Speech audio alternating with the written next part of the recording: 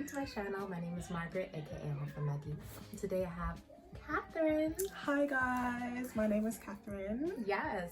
So today we're going to be speaking about advice to my younger self. So we're going to talk about these things in a whole bunch of different categories, from money to love, relationships, friends, everything. So as some of you might have known, I have just recently turned 30. Woo! Old. Our sister is young and I'm fresh. almost in my mid-20s, almost, not there yet. That's how you know she's very young. Almost in her mid. Almost. Anyways. All right, so first category. Money. Those of you in your 20s, and my sister included, the number one thing I would say when it comes to money is to invest a little bit of everything that you have. So when you say a little bit of everything you have, let's say you get paid, let's say you have £100. So where are we putting this £100? Like, are we saving it all in, what are we investing in? Okay. Do you know? When it comes to managing money, there's investing, there's saving, and then there's spending. Most of us know, like, you shouldn't spend too much. Like, the £100 come, you shouldn't spend all of it. Yeah. But when it comes to saving, I think the thing that gets confusing is, like, some of us save for no reason. Yeah, just save to save. When you invest, you're putting your money to work. So whether you're putting your money to work by maybe starting a business, Yeah. or you're putting your money to work by like buying a course or something that teaches you something to make more money, Fair enough. or putting your money to work in the stock market. When I'm saying like invest everything that you invest a little bit of everything you have, it's so that when you're 30, you can look back and be like, oh, this 1,000 that I spent when I was 22, it went into this and it made me money. When I look back on when I was 22, I was making money like doing a whole bunch of different jobs. But where's the money now? The amount of money that I've let slip through my hands. But anyway, that's what I'm here to learn. I'm glad that I've learned now, because exactly what you said, so invest a little bit of everything. I've got ideas, so I'm gonna invest a bit of everything instead of just spending for spending's sake. Exactly. Yes, if you save without a goal, you're basically just saving to spend later. Yeah. But if you invest, then it's almost like you're giving the money back to yourself in the future. I think I actually followed my own advice. Is when I was around 27, someone taught me about like investing like in the market. So I took about 1,000 and just put it in the stock market. Okay.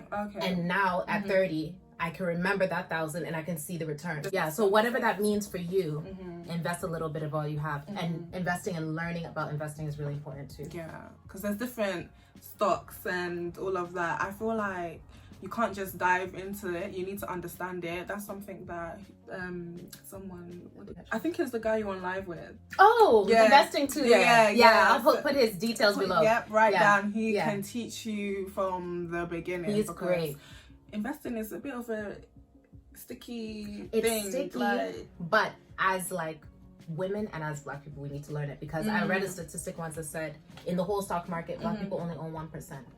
okay, yeah, that's bad. So when it comes to investing, especially as young as you are, some things you can learn by learning, like going to do courses and studying, but some of it you can also just learn by doing it. You can That's take it like true. swimming. Just if you have 200 and you don't need it for anything, just go buy one stock of Facebook and then just watch it. Yeah. And then over time you become more confident. Yeah. That's what helped me become more confident with investing. Like I said, I took that 1,000 and just put it in the markets, and I almost kind of forgot about it. And a year later I looked at it and I'm like, oh wow, it's grown to this, it's grown to that. So little by little it's helped me think like, okay, let me buy this, let me buy that. And then I'm watching them. If you're around my age, if we start investing now, like correctly, in things we're interested in, then when we get to 30, you will be able to look back and think, wow, like that £100 that I could have used to go and eat out, I've actually seen it do something. Yeah. Yep.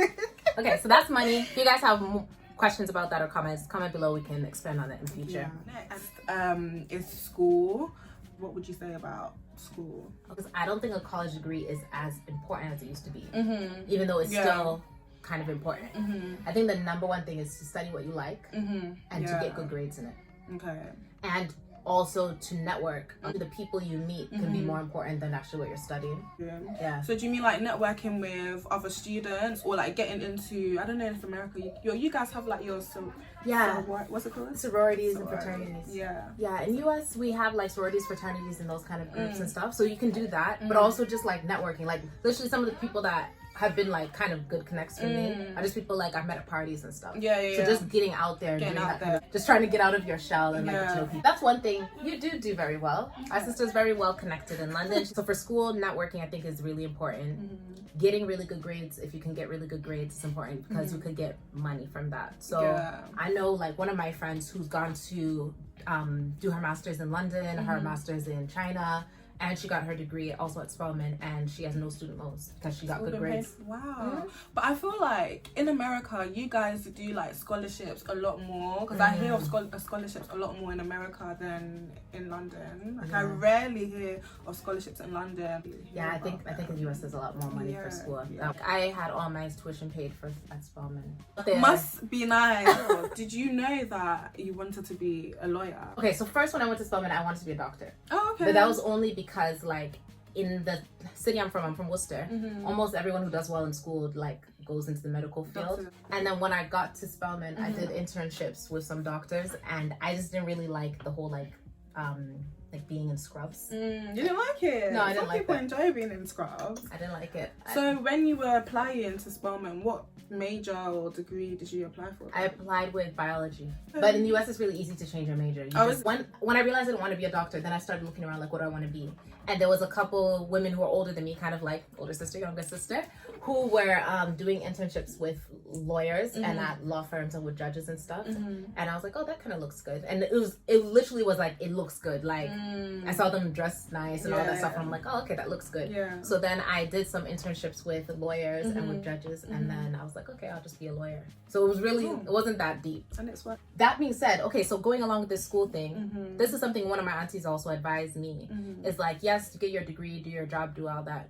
But depending on your mindset, if you're an entrepreneurial person, always have like that kind of, like that eye looking for opportunities, maybe to do a little business side hustle, something like that, because in this day and age, you can't have one source of income. Exactly. Even me, like, I know that it's not gonna work, especially for not even just the lifestyle you want for yourself, but just seeing how much is out there. Then again, so many people do degrees and they do well on those degrees, but after the 3 years, 4 years, whatever's done, they're not interested. But that's why I think you should do a degree that you like, that you can get good grades in, and hopefully it's practical. Because a lot of people also, like one degree that I think is really good that I kind of wish I had done is like accounting or economics, that kind of stuff. Because if you want to do a business, it's so helpful. And like always jobs in that exactly. Kind of field. That's true. And even it helps you manage yourself. So like someone like Patricia Bright, she used to be an accountant, and she didn't like the boring accountant life. She's a beauty influencer, but she uses that to build her business. That's true. So for me, like I'm a lawyer, and I like my job as a lawyer, especially if any of my colleagues are watching. But I think the legal skills also help me. Like it helps me for like other things. Like I help my mom sometimes with her business contracts and stuff like that. And I think as I learn more, that helps me be able to help more people around me. Yeah. So I think it's good to have like a practical skill, and you don't only have to learn that at school. Like operations, we have operations manager, project management. So like learning all those kind of skills, and that's why I'm saying it goes hand in hand with networking in school. So if you had a friend at uni who's really into photography, and now you're starting a jewelry business, he can be taking your pictures for you. I feel like now I'm open to learning, like again, like if I was to further education, because it's something that I'm interested in, and it's like I'm being intentional with what I want to do. So I know that, okay, this is what I need to do to get there, or to be different than someone else that wants. So that's true. Yeah. Okay. That's cool. The next one is entanglements. Entanglements. Thank you so much for watching to the end. That's all for today, but please make sure you subscribe so that you don't miss part 2. We'll be going through entanglements.